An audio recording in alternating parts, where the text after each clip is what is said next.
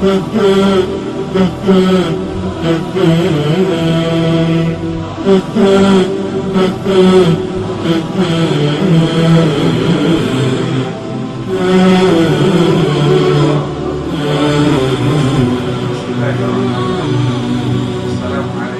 warahmatullahi wabarakatuh.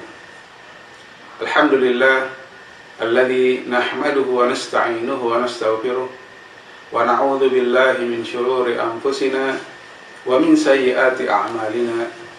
May yahdihillahu fala mudilla lahu wa man yudlilhu fala hadiya lahu. Asyhadu an la ilaha illallah wahdahu la syarika lahu wa asyhadu anna Muhammadan 'abduhu wa rasuluhu la nabiyya ba'dah. Para pemirsa yang beriman, hari ini insya Allah kita akan membahas tentang salat dan kedudukannya dalam agama kita. Allah Subhanahu wa taala berfirman, "Wa aqimus salata wa atuz zakah." Kalau kita memperhatikan di dalam Al-Qur'an, banyak sekali firman-firman Allah di dalam Al-Qur'an yang menjelaskan ataupun yang memerintahkan kita sebagai umat Islam untuk melaksanakan salat. Demikian pula dalam hadis Rasulullah SAW sangat banyak mengucapkan di dalam hadis bagaimana Allah Subhanahu wa taala memerintahkan kita untuk melaksanakan salat, terutama salat 5 waktu. Kemudian di dalam hadis yang lain Rasulullah SAW bersabda bahwa bunyal Islamu ala khamsin, bahwa Islam itu didirikan di atas 5 hal, dan salah satu di antaranya adalah wa iqamis shalah, yaitu mendirikan salat.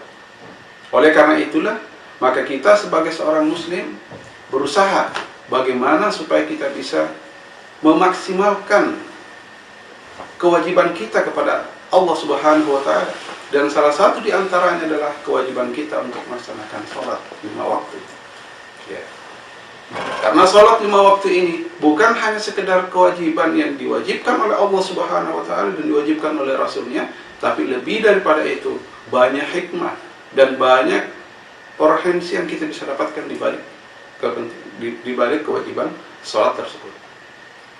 Di antaranya adalah bahwa salat ini adalah merupakan kewajiban yang pertama kali dihisab oleh Allah Subhanahu wa taala. Ya. Rasulullah SAW bersabda, "Awwalu ma yuhasabu bihil 'abdu yaumal qiyamah as-shalah." Bahwa yang pertama kali dihisab pada hari kiamat nanti itu adalah salatnya.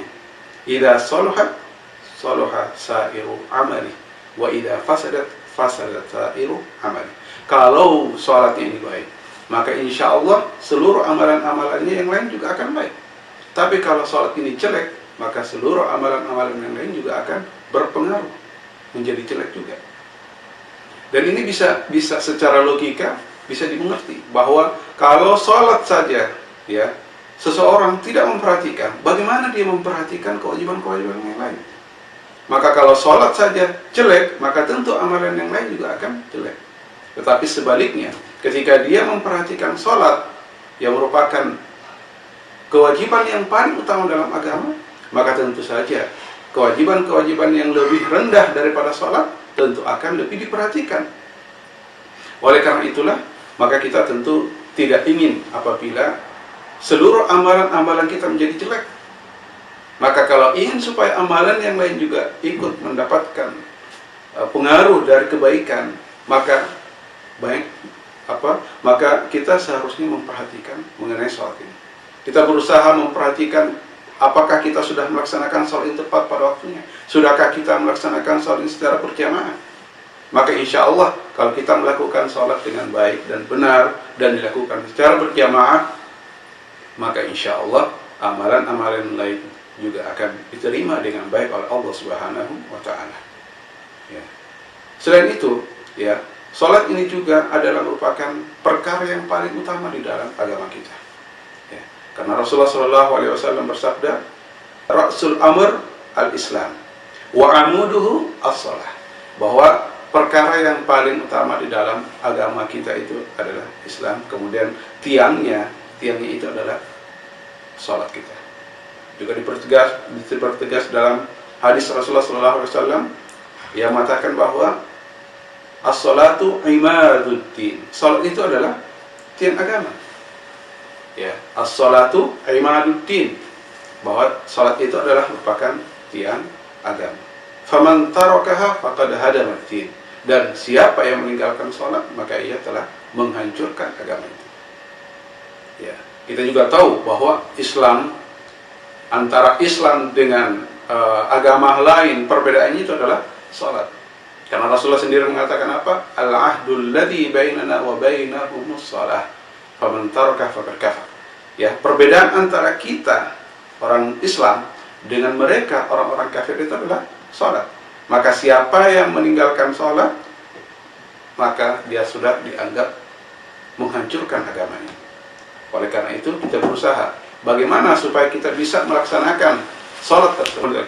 Kemudian juga di dalam hadis Rasulullah SAW dijelaskan, man tatahhara fi baitihi thumma madha ila baitin min buyutillah liyaqdiya fariidatan min faraidillah kanat khutuwatuhu ihdaha taquttu khati'ah wal ukhra tarfa'u darajah. Rasulullah SAW mengatakan bahwa siapa yang melaksanakan atau siapa yang berwudu dari rumahnya, ya, siapa yang berwudu dari rumahnya, ya, kemudian berjalan menuju ke salah satu rumah Allah untuk melaksanakan salah satu sholat fardu, ya, maka setiap langkahnya itu akan dihitung mendapatkan pahala, dan juga setiap langkahnya akan menghapuskan dosa-dosanya. Maka setiap langkah kaki kita itu adalah untuk menghapus dosa-dosa kita dan menambah pahala kita, dan di dalam riwayat lain mengangkat derajat kita.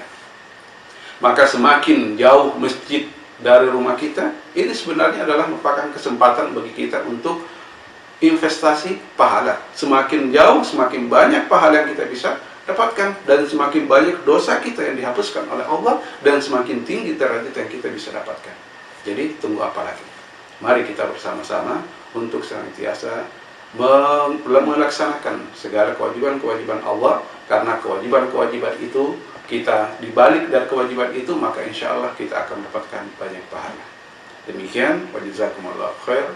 Wassalamualaikum wa jazakumullahu khairan. Wassalamualaikum warahmatullahi wabarakatuh.